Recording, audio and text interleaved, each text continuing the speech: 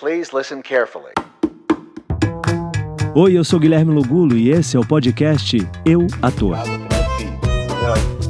tipo toda uma equação que eu falo, eu nunca fiz esse tempo. Desde eu fui pro Rio em novembro pra ver a Aline e não fui mais. Oi, o episódio já vai começar, mas antes eu queria te dar um recado. Você agora pode ser um apoiador desse podcast. Que tal juntar forças com a arte e colaborar? O link está na descrição e tem PicPay, Pix, transferência bancária, o que você preferir. Seja um apoiador dessa ideia. Agora vamos ao episódio de hoje. Quero te agradecer por estar aqui batendo esse papo comigo. Vai ser incrível os jovens que escutam e assistem o podcast poder saber um pouquinho da sua história, esse brasileiro que vai para a Argentina e vive na Argentina até hoje, mas que tudo começou no Brasil. Eu já queria começar perguntando, primeiro apresentando Vinícius Campos, ator, autor, cantor, bailarino, por que não, né? Faz tudo, porque eu assistindo as coisas no Disney Channel, você já fez de tudo, né? Não tem o que você não fez ali, né? Vinícius Campos, seja bem-vindo ao Eu Ator. E eu já queria começar perguntando o seguinte: você, com 4 anos de idade, vira para sua mãe e fala que você queria fazer faculdade de palhaço. Da onde você tirou isso? Você teve alguma referência e falou, quero ser palhaço? Oi, gente, que bom estar aqui, que delícia. Acho chique. Eu acho. Eu também vi vários Eu Ator e é só gente muito legal. Então, Gui, eu não sei de onde saiu isso meio de querer ser palhaço. Eu queria ser palhaço. Eu acho que E é muito louco, assim, porque eu sempre quis... Eu dizia que queria ser palhaço, que não sei muito bem de onde vem, porque nem que eu consumia palhaço, mas não consumia tanto palhaço quando eu era pequeno. Não era uma coisa assim, tipo, talvez Bozo, né? Atim, Espirro e Atim, nem sei como... Mas esses palhaços que apareciam, mas não era um consumidor de palhaço. Mas eu acho que é louco, porque eu sempre pensei que a coisa do palhaço estava um pouco relacionada à coisa da risada, mas hoje eu vejo que estava muito relacionado à infância, né? O contato com criança, que para mim, tipo, tudo que eu fiz, a infância sempre esteve ali, tipo, dizendo, venha, venha, venha. Então eu acho que é isso, eu acho que ser palhaço era a chance de estar perto de criança. Que maravilha. E aí, com quantos anos você falou, mãe, agora eu quero estudar teatro e teve esse primeiro contato com o teatro, de verdade? Então, eu não tive. Eu acho que eu sofri essa falta de teatro. A minha família é uma família de classe média baixa, trabalhadora, comum, que o passatempo era a televisão. Eu não cresci numa casa com livros, eu não cresci com uma casa que ia ao teatro. Acho que as poucas vezes que eu fui ao teatro, eu fui porque a escola me levou. Eu venho de uma casa de TV. E aí, quando eu começo a falar que eu quero fazer isso, né, os meus pais vão sempre me desviando, dizendo não, não, não, não, não, não. E aos 15 anos, ou seja, há 25 anos, eu falo, eu vou fazer. E aí eu descubro uma agência, eu sempre procurava no jornal agências de modelo e ligava escondido dos meus pais. E depois eu falava, meu pai me leva, e ele nunca me levava. E aos 15 anos eu falei, eu vou sozinho, já foi, eu vou. E fui, e aí tinha que ter uma grana para fazer um book, então eu fui trabalhar no Arby's 3 meses, que era um fast food, né, de roast beef, lavando banheiro. Quando eu consegui o dinheiro do book, eu fui e fiz o book e fui para os testes de TV. Então eu sinto que eu tinha tanta pressão, assim, de ouvir dos meus pais que você não vai conseguir nada, você vai passar fome, você não vai dar certo, né? Todas essas pressões. Eu não me permitia estudar o teatro profundamente ou fazer coisas mais alternativas. Eu acabei vendo na TV a possibilidade de pagar as contas e de manter viva a minha paixão, aquilo que eu tinha vontade de fazer, mas sobreviver disso para não ter meus pais dizendo, olha, eu te avisei que você ia passar fome, entendeu?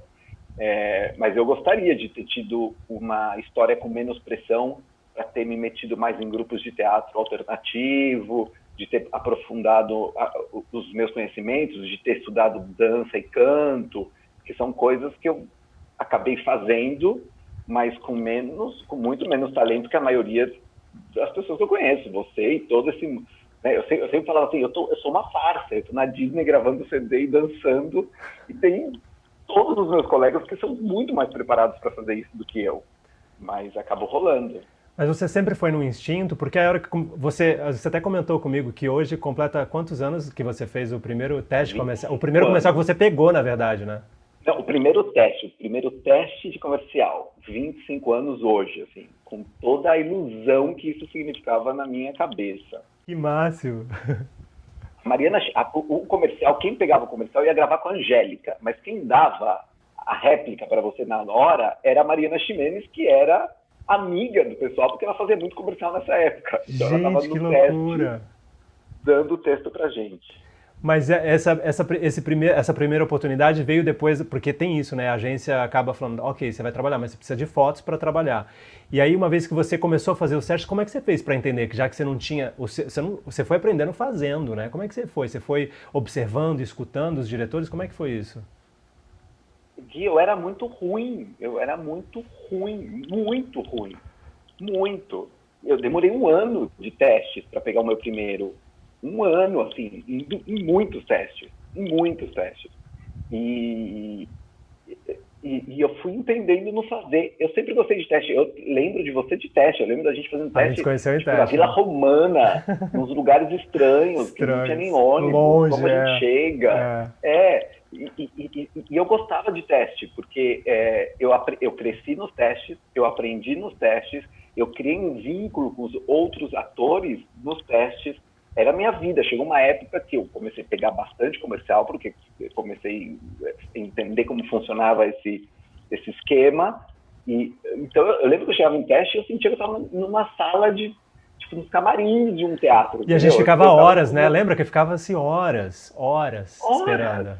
Horas, sem cachê teste, imagina. Então, essa coisa de chegar 2 da manhã e sair 9 da noite da O2, sentado ali... Reclamando, né? Porque fala, e como é que tá lá dentro? Aí pergunta do fulano, e você já não tem mais assunto, você ficava ali naquela salinha, lembra? Sim, aí chega um, aí chega outro, vai embora, você vai desistir? Não, tem outro que tá acontecendo lá no Sumaré, vamos. Eu vivi essa vida 10 anos, assim, e aí eu fui estudar. E aí eu fui fazer Fátima Toledo, mas eu sempre estudei interpretação para cinema, assim, ou para TV. Eu nunca achei que eu fosse ser um ator que ia dançar e cantar. Musical nunca foi uma realidade na minha vida.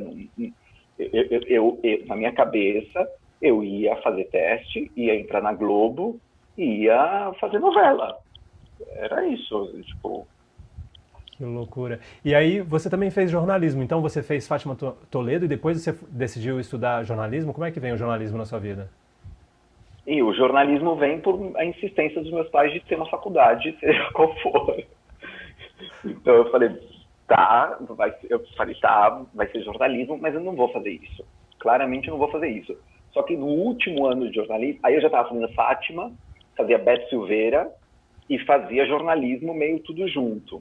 E trabalhava muito, com projetos que eu comecei a escrever, comecei a produzir peça de teatro, eu produzi filme, enfim, eu fui fazendo coisas muito alternativas, mas que era eu e juntando galera, vamos. Eu sempre tive isso, uma coisa de vou fazer, não vou esperar. Vou fazer, não vou esperar, porque ninguém vai me contratar. Tem muita gente talentosa, assim. Mas aí no último ano de jornalismo eu comecei a sacar que tinha uma coisa ali que eu gostava, que era uma coisa de contar história, que era uma coisa de denunciar, enfim... que eu comecei a me interessar, então me deu ferramentas, e inclusive eu trabalhei como apresentador, né? Na Disney era uma apresentação mais infantil, mas tinha uma coisa de apresentação.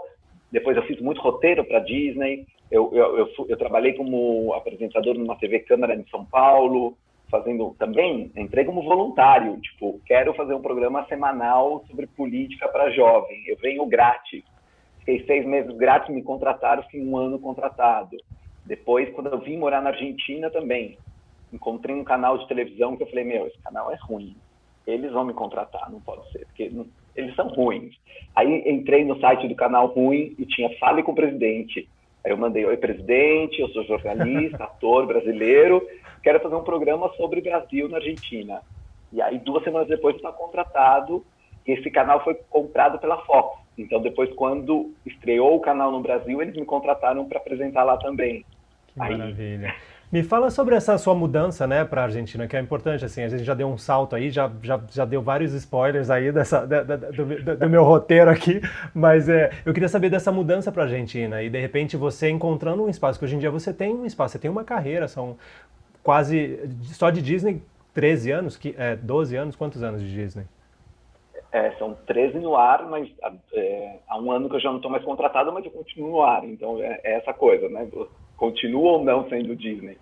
Mas, então, Gui, eu estava 10 anos trabalhando no Brasil como comercial de televisão, estava um pouco cansado dessa história, tinha feito muita peça de teatro alternativa, sempre produções minhas ou textos meus, e também um pouco cansado de ter que fazer tudo assim, Na nas raça, costas, né? Na raça. E aí eu terminei jornalismo.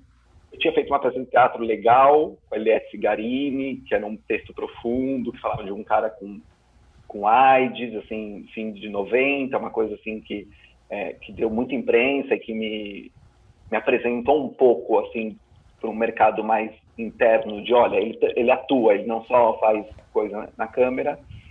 E aí eu perdi o trabalho que eu tinha na TV Câmara de São Paulo, porque mudanças políticas, e eu recebi um convite da Bandeirantes para apresentar, para ser repórter num telejornal que eles iam lançar. E que tinha 3 meses para isso acontecer. E aí eu falei, vou para a Argentina estudar espanhol nesses 3 meses e eu volto para fazer o projeto. E aí eu vim para a Argentina e conheci o Edu, que é meu marido, e aí meio que falei, eu tô cansado de ser ator, eu vou ficar na Argentina e vou ver qual é. E comecei a dar aula de português, assim, nada a ver. E é louco, porque 6 meses antes de eu vir, o Beto Marden estava saindo da Disney e ele me falou, Vi, você quer que eu te indique pro teste, pro Zapping Zone? Eu falei, não, porque eu não quero mudar de país, eu estou muito bem aqui. 6 meses depois eu vim, e aí a Disney já tinha contratado outro cara, eu já não tinha lugar para trabalhar, e eu fui dar aula de português. E fiquei dando aula de português 1 ano aqui. E aí eu voltei para São Paulo, assim, numas férias, e o Zé Henrique de Paula, que era meu parceiro, que a gente fazia muito teatro junto, estava dirigindo o RJ, que a gente tinha conversado de fazer o RJ antes de eu vir para cá. Eu estava envolvido no projeto, e quando eu vi o RJ, era lindo, e o Zé tinha dado esse salto, porque foi quando o Zé... Porque eu trabalhei com o Zé ali, quando, tipo...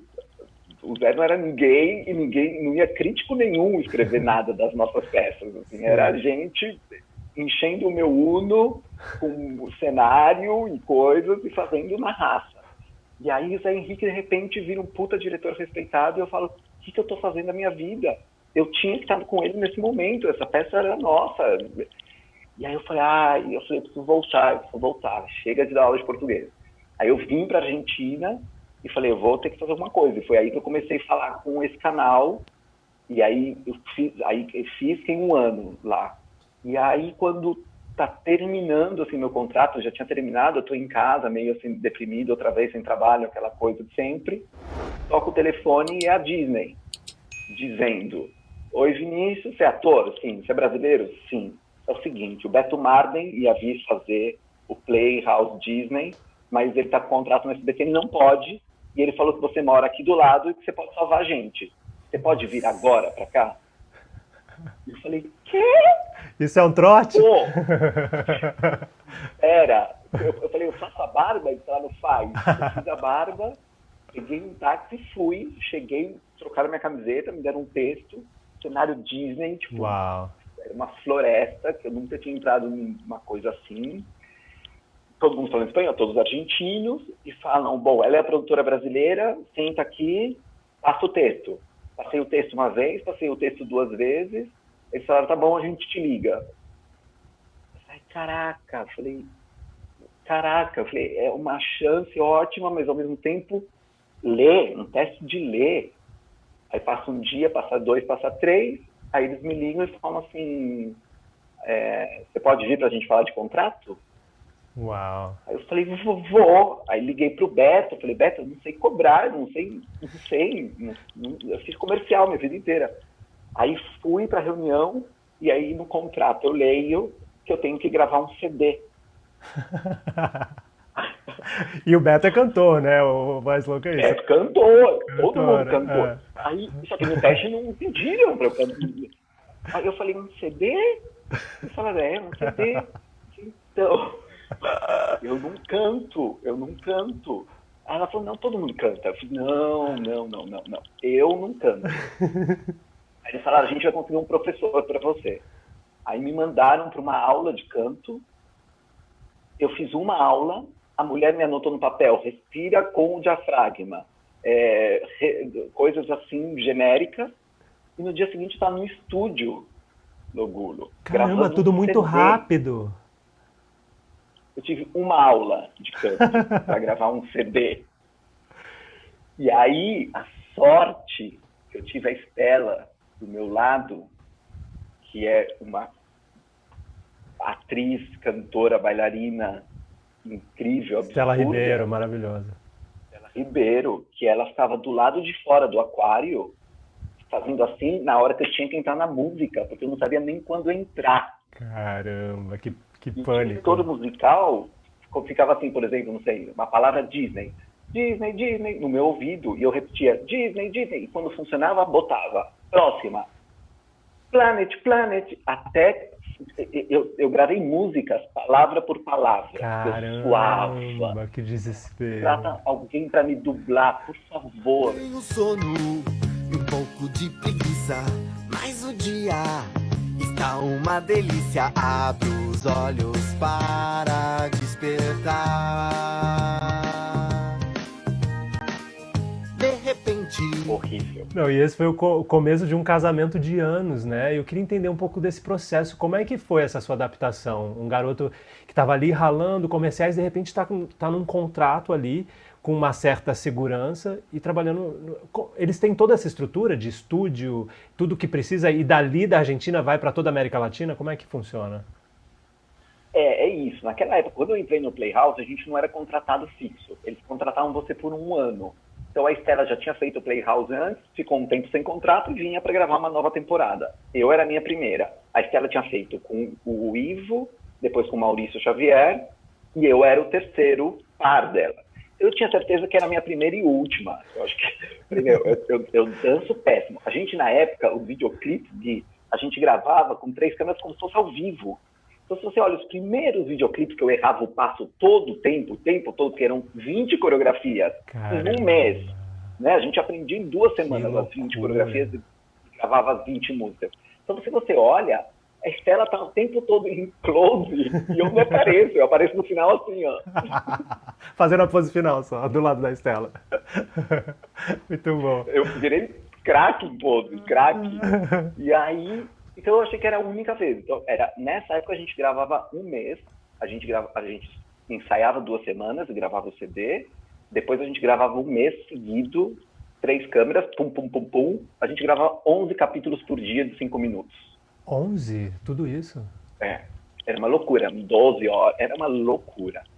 Aí começou a ficar mais sério, porque eles decidiram que a gente ia fazer várias temporadas, todo ano ia ter uma temporada. Então, eu comecei a estudar canto e dança, que nem um retardado, porque a gente gravava um mês e ficava um ano contratado. Então, nos 11 meses, eu estudava, porque eu estava contratado. Que máximo.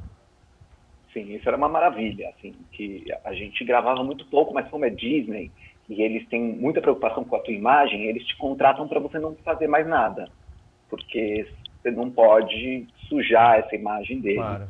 Isso mudou, isso já não é mais assim, mas... Eu fiquei 12 anos contratado na Disney com um salário fixo.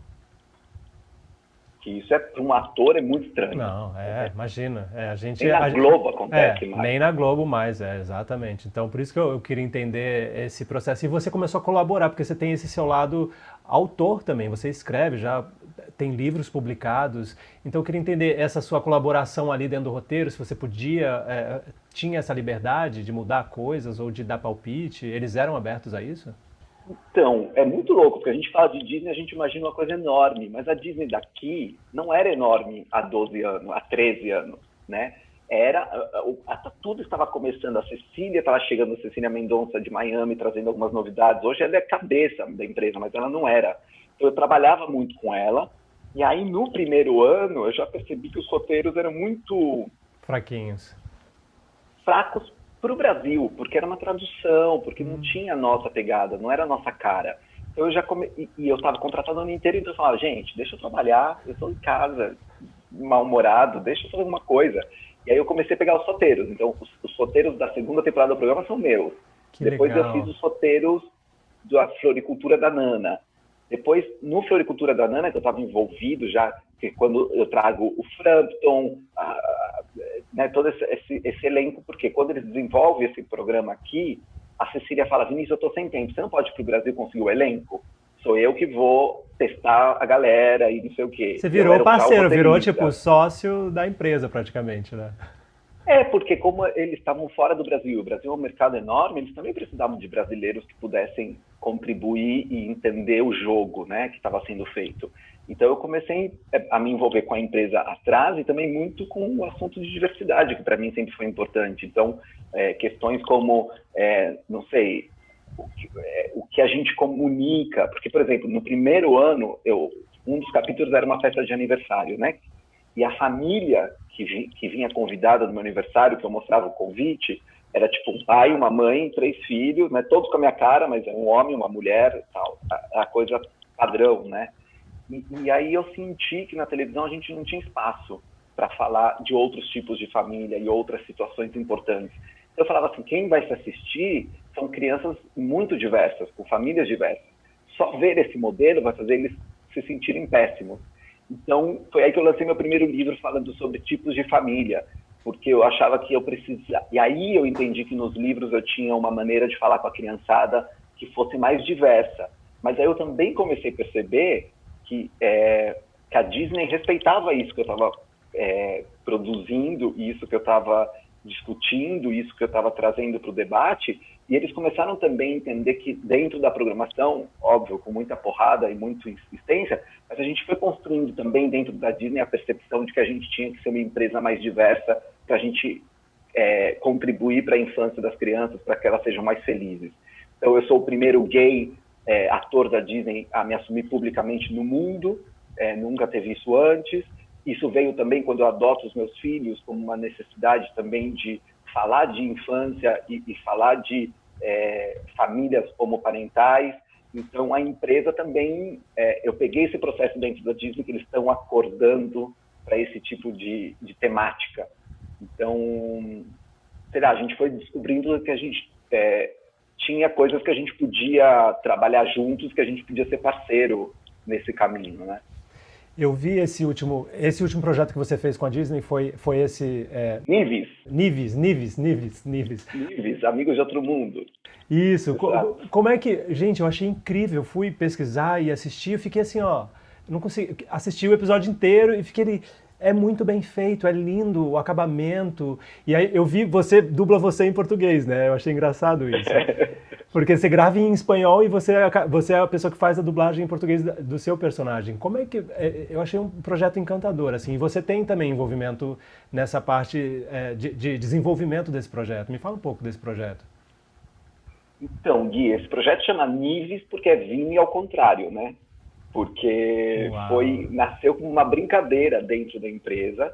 Quando eu estava terminando a última temporada do Parquinho, que foi o último programa que eu fiz com a Estela, quando eu terminei a segunda temporada, eu já não estava mais feliz com aquilo que eu estava fazendo. Eu achava repetitivo, eu achava cansativo, eu achava que a gente não contribuía para a infância de um jeito inovador, eu não estava feliz. Então eu fiz uma reunião com eles dizendo, olha, eu não quero mais fazer isso, o que eu quero fazer é isso, e levei um projeto para eles. E aí, quando eu levei esse projeto para eles, eles me falaram o seguinte, a gente tem contrato para fazer mais uma temporada do que você está fazendo, você já assinou, a gente quer fazer essa temporada, mas a gente gostaria de trabalhar esse projeto que você está trazendo para a gente.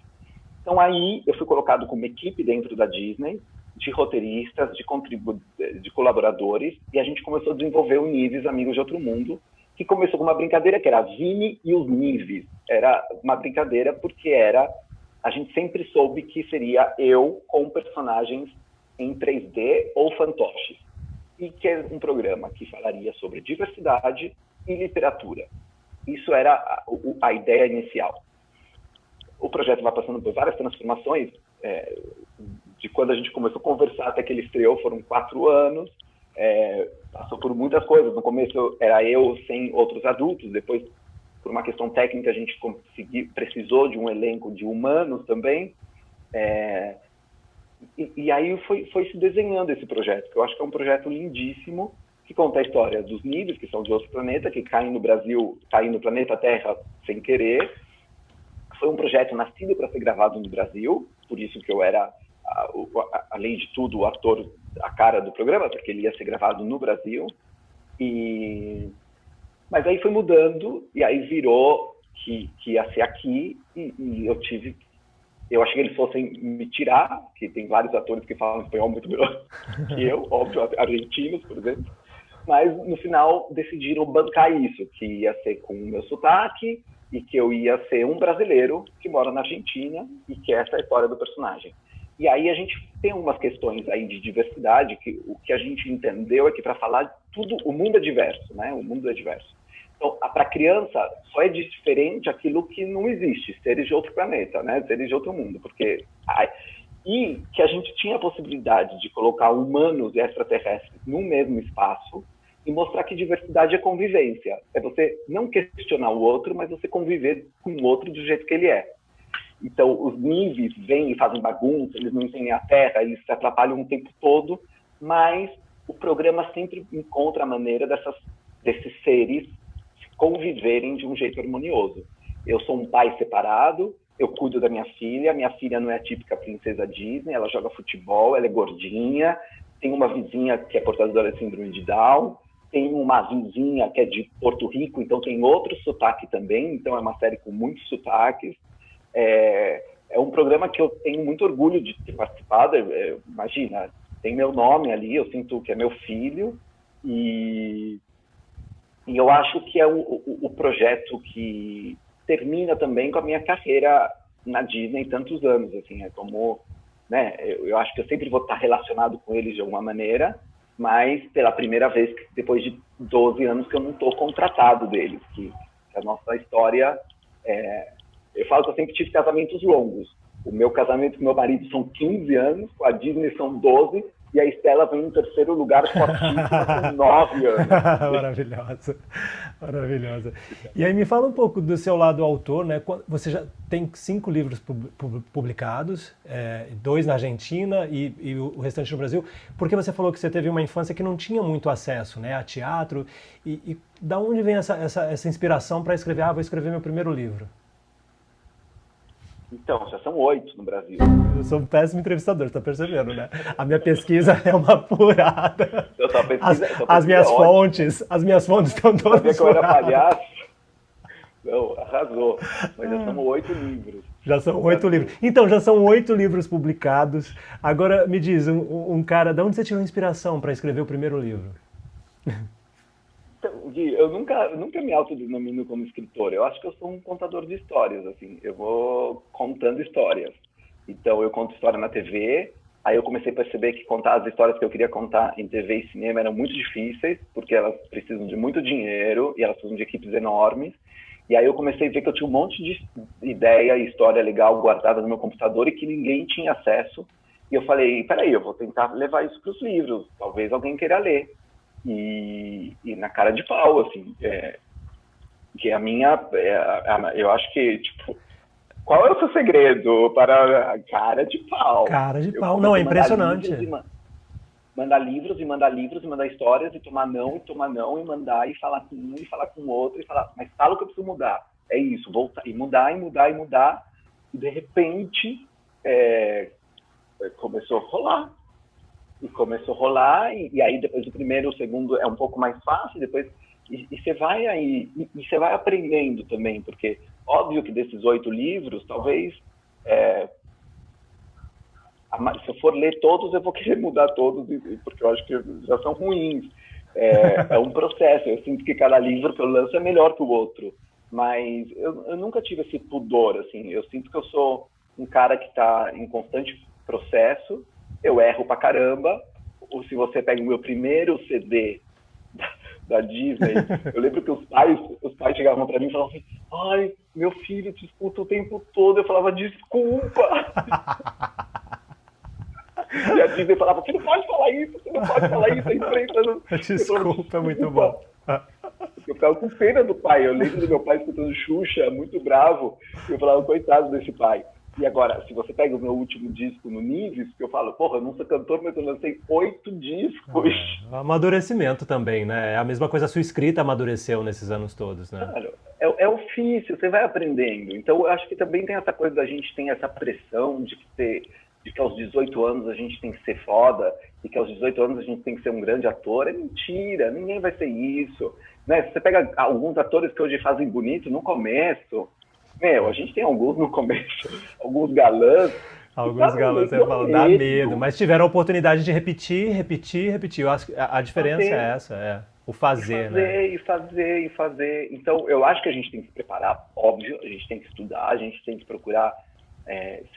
Eu estudei e teria estudado mais, mas continuo estudando. Tipo, eu terminei um curso de roteiro ontem. Não para, essa reciclagem, é reciclagem, né? E o mundo também está mudando. Agora a gente tem as séries, então como é que escreve uma série? Que é outra vibe, que é outra coisa. Então, workshops internacionais, isso da pandemia, por um lado é bom, porque eu sempre sinto que eu estou longe do Brasil, que eu nunca estou perto das coisas que realmente estão acontecendo, que me interessam, mas agora com a internet eu posso fazer os mesmos cursos que meus colegas no Brasil fazem. E, porra, fiz um seminário internacional, gente do mundo inteiro falando sobre como escrever séries. Que massa. E, porra, eu tô com 40, né? Esse ano eu fiz 40. E a carreira vai se transformando, né? Eu acho que já a decisão na Disney de fazer uma série e não ficar na frente da câmera pulando 10 horas é porque você já dói a lombar. Já não dá, né? Muda, o corpo muda, né? O corpo muda e você já não se sente com essa energia de Mickey, né? Você já começa a se sentir um pouco ridículo. Sim. Então, eu já começo a fazer um pai, mas eu acho que isso, de estudar e de ver que cada momento é um momento e que você tem que ir encontrando o jeito de surfar na onda que tem. E agora que você não está mais com a Disney, você tem algum projeto para o futuro? Tem outras séries que você está apresentando para a própria Disney, ou para a Netflix, ou para, sei lá, para o Brasil? Como é que é isso agora, ouvindo daqui em diante? Gui, eu tenho muitos projetos sempre, eu acho isso um saco. As pessoas falam, não, é um inferno, porque a cabeça é um inferno. Uhum. Eu queria ter uma coisa mais assim, meu telefone vai tocar e vão me ligar para ser uma coisa legal, e que simpático que eu sou. Não sou esse tipo. Minha carreira nunca aconteceu assim, meu telefone nunca. Você teve que sempre ali mandar e-mail, mandar mensagem, ligar, é muito legal isso da sua trajetória, no sentido de você... Se bem que você cavou suas oportunidades. Exato, porque na Disney, por exemplo, o meu telefone tocou, foi o Beto que me passou, vou agradecer. Mas se eu não tivesse também, no próximo ano, proposto fazer o roteiro e ficado em cima... Você investiu.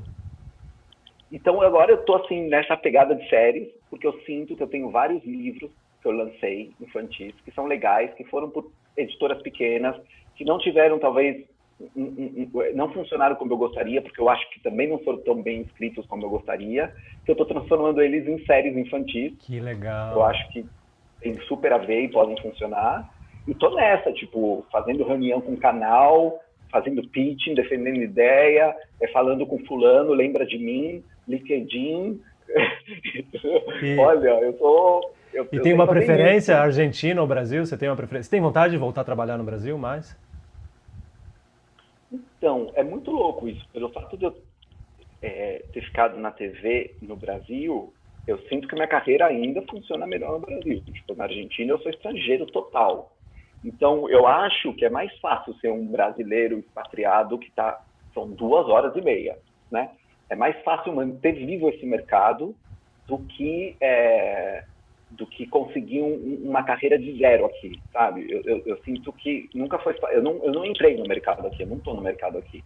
Eu estou na TV daqui, as pessoas sabem quem eu sou por causa da Disney, por causa do Nives, mas minha carreira não é aqui. Porque eu acho que tem uma coisa que a gente trabalha com aquelas pessoas que a gente conheceu na fila do teste, sabe? Tem uma coisa da escola, de quando você estudou, de quando você passou por perrengue junto, que isso é muito forte. Por isso que eu sinto, essa pandemia me sacaneia um pouco, porque eu sinto muita falta. Eu já moro longe há 15 anos. Para mim, eu já perdi muita estreia, eu já perdi muito encontro com um amigo no botequim. Quando eu vou para o Brasil, eu tento ver tudo, eu vou ao teatro, eu tento ver as pessoas e tal. Porque eu acho que minha carreira está no Brasil. Não, e tanto que você grava aí, mas passa tudo aqui, né? Esses anos todos era isso, você mora aí, mas é tudo pra cá, né? Isso é muito bizarro, né? Você tá num lugar, mas... Pois é, que é super bom por um lado, porque né, você tem um montão de liberdade, porque você tá super em outro país, que ninguém sabe quem você é, e você tá feliz, andando de ônibus, sussa, mas você está trabalhando para o Brasil, mas você está longe da equipe. É muito louco isso, assim. A minha equipe hoje em dia é toda argentina. É estranho. Mas meus projetos eu penso agora meio que em portunhol, assim. Eu posso unir situações. Por exemplo, amanhã eu tenho uma reunião com a diretora de TV educativa daqui, que é uma argentina. Então a gente pode fazer coprodução com o Brasil, como a gente faz para esse programa viabilizar com os dois, para ter dinheiro. Eu acho que também tem uma oportunidade ali de criar parcerias interessantes entre os dois países. Que massa. É isso, eu acho que você expandiu sua rede de conexões, né? Em 2 países está dividido ali e é isso, para expandir mesmo, né? Esse conhecimento e tudo que você leva. Eu te vejo muito como um artista humanista, porque o que você leva para o seu texto, o que você leva na sua maneira de interpretar, é muito humanista, assim, a sua fala. Eu vi uma entrevista sua num programa argentino, La Ciudad, não sei como eu falo, e você super à vontade. Eu falei assim, nossa, cara, que bacana isso, né, de poder conquistar esse espaço sendo brasileiro e falando da sua carreira num programa argentino. Então, parabéns por isso, viu? Eu tenho o maior orgulho de te conhecer. Obrigado, e saber da sua trajetória, e tudo que você lança realmente tem conteúdo, não é uma coisa assim, eu vou fazer porque eu quero aparecer. Nunca, sempre tem um conteúdo ali por trás, nada é em vão. Porque eu acho que quando eu entrei na Disney, e quando eu entendi que a vida estava me colocando para trabalhar com criança, eu falei, peraí, onde eu posso causar a mínima diferença possível na vida das crianças? Porque senão vai ser um trabalho mais, ele vai acabar e ficou ali mesmo, assim. E aí eu entendi e comecei a me revisitar e comecei a perguntar também por que eu gostava tanto de criança. Quando eu era criança, por que eu queria ser palhaço? Eu tomei muita porrada na infância, assim, muito bullying, dentro de casa, fora de casa. Eu não fui uma criança livre, eu não fui uma criança com a possibilidade de me expressar do jeito que eu gostaria, de ser quem eu era, de mostrar o meu melhor lado. Isso foi me tornando um adolescente muito mal-humorado, porque eu tinha medo de me relacionar com as pessoas, eu sentia que as pessoas sempre estavam me fazendo mal. Descobri no teatro e na arte um espaço onde eu podia voltar a ser quem eu era, onde eu podia brincar de ser outras pessoas, onde eu via pares parecidos ao que eu sentia. Então eu acho que acabou virando, mais do que um trabalho de ator ou de escritor, acabou virando uma desculpinha esfarrapada para eu falar de infância, para eu tentar falar para as pessoas que é importante a gente cuidar de criança, porque a transformação do mundo, ela está na infância. É o futuro, né? Melhor. É o futuro. E não é o futuro né? O futuro a gente espera tudo acontecer. Não, é o futuro a gente trabalha hoje. Como a gente vai ter um país menos racista se os nossos livros só têm personagens brancos? Como a gente vai ter mulheres que não apanham dos maridos se os nossos livros falam que elas têm que ser princesas que cuidar da casa aos homens, que cuidem da casa? Então, quer dizer, toda essa informação que a gente coloca na infância e os grandes nomes também, como Disney, que fizeram muito mal para a infância, falando de princesas e todas essas porcarias que não contribuem com a formação de uma criança, como a gente faz como um compromisso social dos produtores de conteúdo para a infância, e aí eu envolvo Maurício de Souza, as editoras, Ziraldo, Gloob, Disney, Cartoon, como nós, produtores de conteúdo infantil, a gente se posiciona para construir uma geração mais forte e mais protegida e mais feliz. Eu acho que é um compromisso que a gente tem que, como ser humano, porque senão, nego, a educação vai ser cada vez pior, os caras vão colocar imposto em livro, vão tirar imposto das armas, e a gente vai continuar elegendo bolsonaros que vão continuar destruindo o nosso país e a nossa cultura. Não tem volta. A chave está na educação, e a educação das crianças é exatamente esse alicerce para o futuro, né? Então, se você pensa em educação, é educação infantil, começa ali, né? Não adianta a gente querer um futuro brilhante de paz e esperança se a gente está todo errado na educação infantil. E Vini, você é um pai de família, 3 filhos, então eu quero fazer minha última pergunta, que você deve ter muitos afazeres na casa, né? Com 3 filhos em casa não deve ser fácil, mais o marido. A minha última pergunta é a seguinte, é uma pergunta que eu sempre faço para os convidados. Você, Vini, com toda essa sua bagagem que você tem hoje, se você pudesse voltar lá atrás para aquele Vini de 15 anos que decide, não, vou trabalhar, vou fazer meu book e vou trabalhar como ator, o que você diria para aquele Vini de 15 anos? Vini, esquece o que o teu pai está falando, esquece o que tua mãe está falando, esquece o que teus irmãos e teus vizinhos estão falando, é tudo bobagem, vai fazer teatro. Trabalho e grana vai chegar, sempre chega. Vai fazer o que você gosta, que o resto acontece. Vini, muito obrigado, viu? Obrigado mesmo. Eu tô inspirado aqui, porque é isso, é a batalha do ator, é a sua verdade, é única, né? E é isso, tem os nãos, mas também tem os sims. Então é nunca desistir, é lá e tem que trabalhar para fazer o book, vou trabalhar e fazer o book, tem que fazer, vou fazer, tem que dar aula de português, é não dizer não e sentir, e correr atrás do que você realmente acredita, né? Uma delícia estar aqui com você, Lugulo. Acho ótimo você ter esse espaço, acho necessário esse espaço para falar, porque a gente tem cada vez uma falsa essa ideia de que, e cada vez mais, né, que ser ator é ter milhões de seguidores, e a vida real ela é outra coisa, ela tem a ver com outras coisas. Antes de conversar com você, estava vendo uma entrevista da Fernanda Montenegro com o Bial, então os reais mestres entendem que o trabalho do ator é outra coisa. Então, você jovem ator, se prepare, faça com o coração, se joga, pedir trabalho não é vergonha para ninguém, a gente tem que pedir. Tem que pedir. Que, infelizmente, algumas pessoas têm essa boa sorte de se o telefone toca. Eu também sou desses. Eu sou desses que tem que mandar e-mail, lembrar o produtor de elenco que eu tô por aqui, olha aí, tem perfil para isso. Tem gente que tem atores e atores, né? E eu acho que tá tudo certo, cada um tem uma jornada, né? Eu lembro que quando, na época de agência, né, quando existia um espaço físico real, e naquela semana que eu não trabalhava, eu falava, bom, semana de tomar café. E aí eu agendava uma agência por dia e eu caía lá, hoje toma café. Isso é ótimo, eu adorava fazer isso, porque aí do nada na outra semana já entrava teste. Sempre aparecia um teste. É o networking, né? É o networking. Você estava na agência, ela falava, olha, entrou agora, é o teu perfil? Sou, é meu perfil. Canto, danço. Eu nunca falo não, claro. Não fala não. Cavalo, opa. Moto, nossa, né? Claro. Fala, não sabe falar não, né?